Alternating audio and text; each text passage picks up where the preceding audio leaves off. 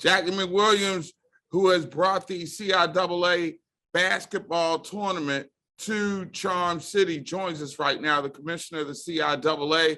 And it's been a month of Sundays since we've actually seen each other because of the pandemic.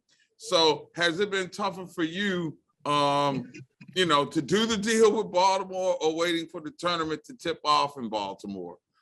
I think it's been hard waiting for the tournament to tip off. I mean, all the work that we've been doing with Baltimore, I'm just ready for it to happen now. I mean, and what happens, happens, and what doesn't, we'll pick it up later. But it's been a lot of work, Mark. I mean, we're in a new city, new players, new community, but it's been good. Like, it feels good. It doesn't feel like we're going into distress. You know what I'm saying? It just feels like everybody's on board and we all want it to be right for the right reasons. Point well taken. So why Baltimore? Why now? Yeah, so I say, why not Baltimore? And why maybe we were too late, too long, I mean, they came and they bid, they put in a great proposal. I think the stories that they told in the process, but how they wanted to include us in the history, like we're about tradition, leadership, and community. And what a better place to take Black tourism to a city that has that same type of sentiment and support. The state is behind this, the city's behind it, the locals are behind it. And so I think it's a really great opportunity for us to bridge the entire community like we've never had before. And not that we couldn't have done it here. I think when you're in a place for a long time, people get comfortable and they settle in. And it's really hard to get people to think differently on what your vision is to try. So I do believe the reset in Baltimore was perfect. And what they brought to the table was impressive to the board. A different building than we've been in, Mark, but at the end of the day, I always say, if we were playing in my basketball, if you love CIAA, you'll come to the game. And so we'll make it, we're going to make it we're going to make it ours and for these student athletes, because ultimately that's what we're there for. So is there a sense that when you left Charlotte that, you've been taken for granted for a minute? I don't know if it's that. I just think, again, like if you've been in a long-term relationship, and I hate to make that analogy, I think sometimes you got to do things to spark it again. And we did when we did the 6-year deal.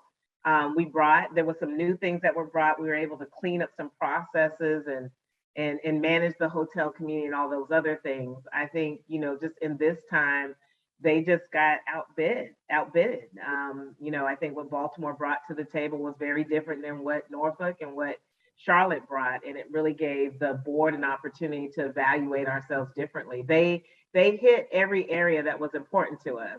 The branding, taking part in the branding and the marketing, obviously the public safety, which I think Charlotte did a good job in helping us managing that, the communications plan and them being engaged in helping us with the stories, not just us doing it.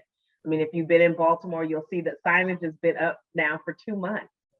Like, how wonderful is that? At the Harbor Place Skywalk, I'm going to literally the Morgan Howard game coming up Pratt Street. And I'm looking like, wow, this is almost epicenter-like for those of you who know anything about how Charlotte used to get down. Used to see all the banners of the school all over the place, all over downtown. And to see that in Baltimore, a town I'm really familiar with, was like, it's like bringing some Southern flavor to a big event like this in a northeastern city. Well, mid-Atlantic, but people down there think this is the Northeast. So with that being said, what do you think will be the difference in terms of the vibe, your conference term here, the vibe that was in Charlotte, but will be in Baltimore? The nice thing about working for events and championships, and I worked for the Final Four for years and had the chance to go to all the different cities for us to deliver and execute. In every city you go to, you find out what is about that city that really makes a connection to the people that are coming there. I mean, here in Charlotte, the Queen City and everything that we do around that, the crown, the excellence, we're in the Charm City where seafood and crabs are like the highlight in crab cakes. I never come to Baltimore without eating a crab cake, ever, right? I mean, and so And it just doesn't even feel right to go into just a regular. It's like going to New Orleans and not having a po' boy. Exactly. I never go to New Orleans without having a po' boy and having some good gumbo, like and rice and beans, right? So I think, you know, coming to Baltimore, there's an opportunity to share the flavor and all the history there. I mean, the Black history there is so amazing to me. I always, and I know there's more museums, but the Reggie Lewis Museum is named after a Virginia State University grad. So, you know, those connections, Earl Monroe played in the Rolls Farm back in the day, right? So we get to celebrate that story. There's some connection to CIAA. Morgan State was a member of the CIAA before they went to the MEAC and went to Division I. And so you're just connecting all those points in the history outside of Bowie State that is our host that really makes the tournament feel, you just feel the culture and the vibe.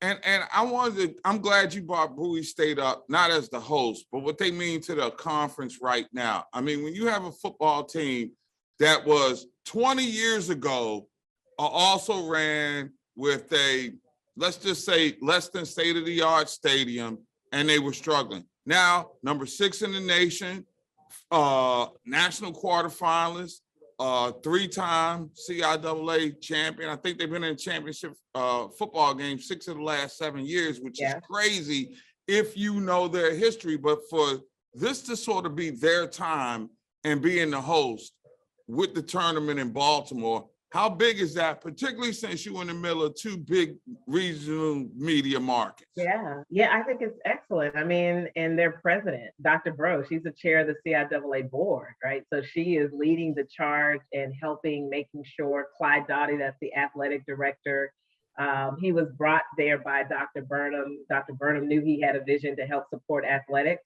And so you just see it all coming together, right? Dr. Bro ended up coming in and help moving all those things that had been thought about, but now she's moving it. This is the thing about the CIAA though, because what helps when they do well, when our basketball teams do well, the rest of the schools try to figure out what do they need to do. And I hear it with my board members. And you see a lot of our schools that are working on facilities, really doing their best to manage athletics so that we can be competitive in the conference, but go to the next level. The reality is, Mark, what we do know, and it's not because we're HBCUs, we just know where our priorities are. Athletics is important, it is valued, but connecting the athletics to the educational part is extremely important to our board with STEM and all those other things. That's why we do so much at the tournament. And speaking of STEM, you got an esports component to the tournament that's going on right now. I've talked to a lot of people who see now esports as a transition into professional opportunities in the future. Even the NJCAA and the CIAA have a partnership. Can you expound on that junior college and conference partnership? And I know in my county, let's just say that there's a Prince George's Community College and a Bowie State. Is there a way that can be you create a synergy, for lack of a better term, between that kid that gets the associate degree and then moves on, looks to get his bachelor's degree through the prism of esports and STEM education? Yeah, I mean, and our board has, I mean, we're constantly talking about how to use that platform and these types of relationships to filter students to our institutions. I mean, that's why we started the eSport. I'll be transparent, Mark. I was like, eSport, that's not a sport. We don't have, you know, and how are we going to manage that? We run 14 championships. We don't have the capacity, but, you know, going through the COVID, it made you shift and think differently. I think what we did was we really thought about the STEM and the partnerships. If you look at every partnership that we have, they're strategic. One, whether it's recruiting, retainment, STEM, jobs, careers, mentorships, access and opportunity for Black and Brown people who want to be in that path. And so for us, we're seeing it again, it's esports, but we're seeing it as a Black platform where all 12 member institutions can benefit from. And the junior college. Right, and the students too, because the thing that I've talked to the esports people just fascinated me because, you know, in your moments where you're noticing a kid who's like, you know, 21 years old playing Minecraft in the student center, and you're thinking, well, something that's not fashionable to state publicly, but then you start realizing that's the guy that's going to protect you from a cybersecurity standpoint. And esports to STEM education, to me, is something that I think that HBCUs need to get the handle around from a recruitment and retention standpoint. Where do you feel on that from just the not student athlete side, but academic just on the growth and student development? side, I totally agree. I mean, I think that's the piece where when we started our esports program, it wasn't even about the student athlete. It was about the student body population and the STEM programs at our institutions. That's the conversation we had with our board. If we're going to do this, this is not necessarily for student athletes. This is for the student body, entire student body to really engage. And so that's what we're seeing. And I've watched a few tournaments. I have no idea what all that means. I thought about getting my own and trying to play it, but I would probably get addicted. But at the end of the day, you see that there are opportunities, there's money to be made. I think what we've talked about is how do we make sure that these students see themselves as business people in this as well, right? You can write programs, you can sell programs. You're not just playing the game, you're really a part of being an intricate part of how this game can be moved on the science side, the business side, the marketing side, you name it. There's so many opportunities there. So where do you fall on the name, image, and likeness thing? I mean, you just said that you like people got to start understanding, their value or what have you. At the Division II level, how will that impact you guys? Mark, I wish that I would have been making some money when I was an athlete. I mean, and I would tell you, we talked about this early on. I was on the Board of Governors Committee for this conversation. And I've always thought that we owned our own name, image, and likeness. What I hope is that in this process of providing our students Division I, II, or III, but just to say CIAA, Division II and HBCUs, that our students learn how they can take advantage of the opportunity, but they do it in a way that's going to support whatever that experience, business experience, educational experience. But additionally, they will also have the opportunity, they'll understand the financial side of that, right? You got to file taxes. There's things that you have to do. So you want to play in the game and make money and be a part of this name, image, and likeness, you're going to have to see yourself as a business person. And we need to make sure that they understand that on our campuses and within our conference as well. But I think it's great. Briefly, before I let you go, post-pandemic, what's the state of the conference? I mean, I know everybody has been dealing with health protocols, financial circumstances, just sort of, greasing up the car and getting back on track. So where are you at in that process of recovery, so to speak? I don't feel like we're in recovery. I feel like we're in the same thing and we're trying to figure out how to stay in this thing without, one, getting it, two, communicating, and still being able to deliver as best as we can what we can't control. This time last year, Mark, where we were, most of us were, but we were our board was very bullish about, and I was too, because I wasn't going anywhere. And so I think now we're just in a place, if we're going to do it, let's just make sure that we're giving the right information. We're requiring what it is. We need everybody to do what the game plan is so that we can be safe. I want our student athletes to have a championship, all of our championships. We got through the fall and it went well. We test all our student athletes at our championships. The hope is that this thing will keep going down a little bit more and people will feel comfortable. We can't guarantee what numbers will look like. We just hope that people, when they do come, they feel safe, they feel like they have what they need, and we still give them a great experience. I guess the real key to moving to Baltimore will be making sure that the people from the Northeast that I get were reluctant to travel all the way south on the weekend, going to take advantage of the tri-state area instead of the Sun Belt. Are there enough people in the tri-state area that can offset who may not be coming up from the South? Yeah, I think so. Dr. Allen and, our northern institutions, they do. I mean, they're working hard to get their people from we've heard a lot of stories about, I got friends and people in New York that just wouldn't come down, but they're coming. I think this is the other thing, the rules of COVID and how our states have managed from that point coming down to Virginia or Baltimore. I mean, the safety protocols are real. They're much different than they are here in going further south. So I'm hoping that based on what they see, you have to wear your mask. some events that you're going to have to be required to show your vaccination card, private events, that they will understand that we are just in line with the state, with the city, and that we want to keep them protected as they are in their northeastern areas that are requiring the same thing. So hopefully if they're doing the things that they're doing at home in this Northeast corridor, they'll understand that those requirements will be pretty much the same in Baltimore. And you got a new TV distribution partnership. Talk ESPN. about that for those who won't be able to make it, but that represents a big audience around the country too. It is. I'm excited. And we've been with ESPN too before. Back in the day, we had some of our men's games televised. I think we were the first Division II conference to have a ESPN deal. Now we have a deal where it's expanded to all the games, all the women's and the men's game. What a great way to celebrate Title IX's 50th year anniversary, that our women get the same visibility as our men. We've adjusted our schedule so it's more balanced and the women aren't playing all in the beginning and the men.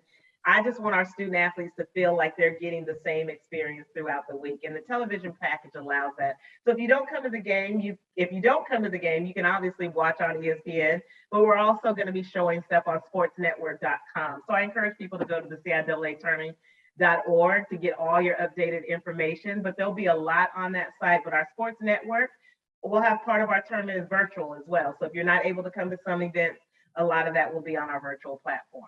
And you're gonna make sure there'll be a little cost to the television thing, though. And you'll make sure that the ladies have proper weight room facilities like they didn't have at the Final Four. Okay. I'm a baller myself, so whatever they get too.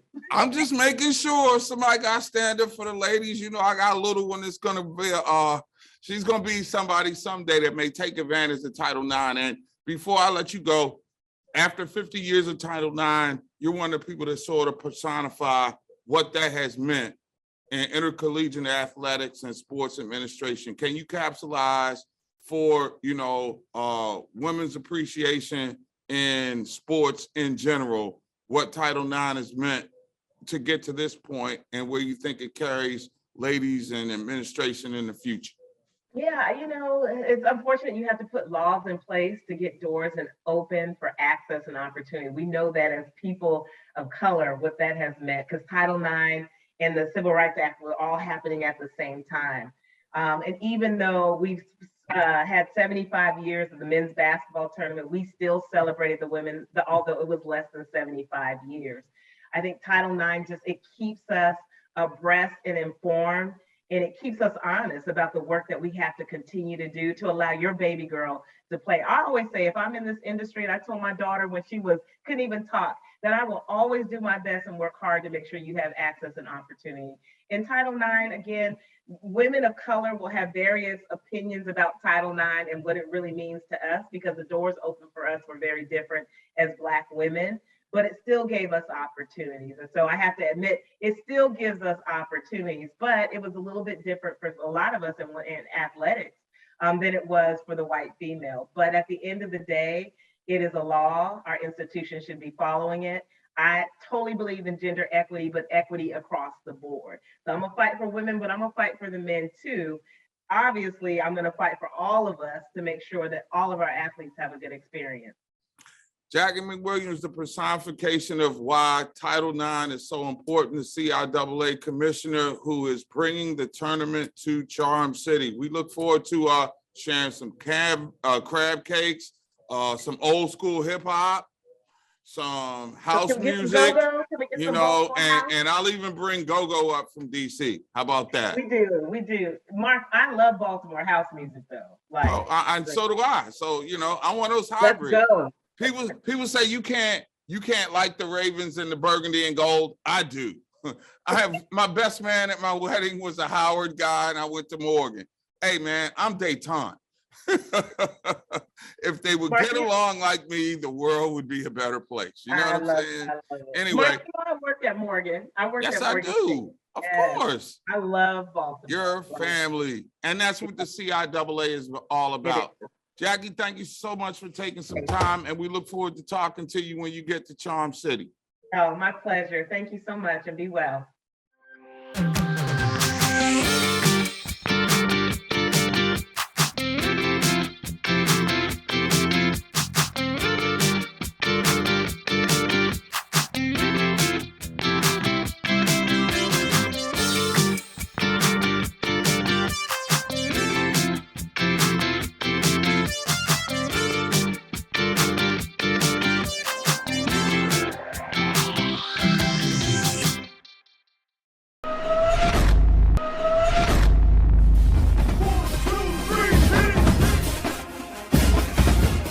college.